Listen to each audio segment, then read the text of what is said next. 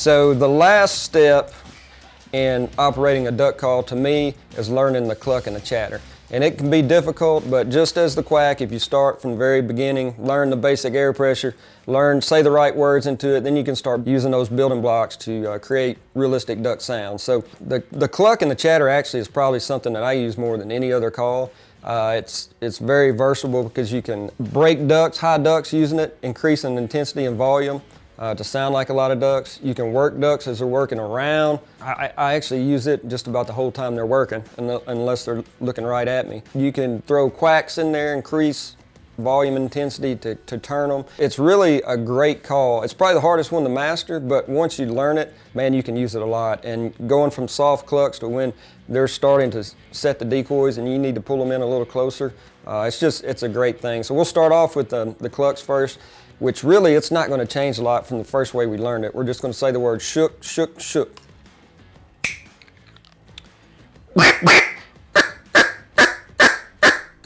And then increasing the speed and the volume of it.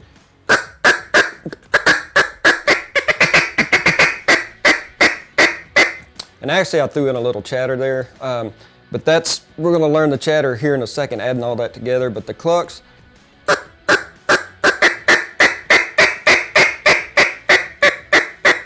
so you can increase that volume and use that the same way you would use quacks or strings.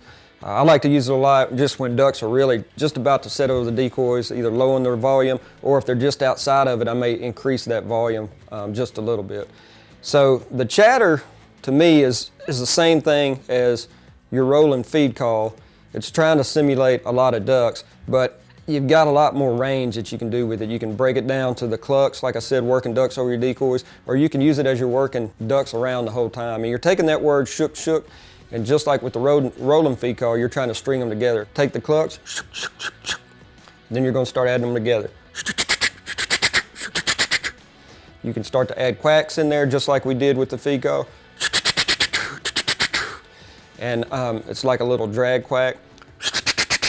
And to me, like I said, that's the one call that I use most of the time. And I'm going to increase the intensity here so you can see it. If you can picture in your mind, as I'm lowering the volume and the intensity, ducks are getting closer. As it's increasing the intensity, I'm just trying to get their attention.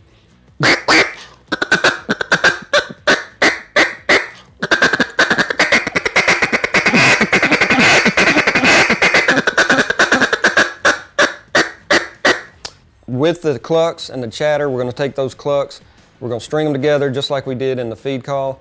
We're going to add drag quacks, we're going to add strings in there, we're going to increase the intensity and volume so that you hopefully can see in your mind as ducks are working closer, we're getting quieter. As they're starting to leave, we're trying to turn them with the strings and the intensity of the chatter.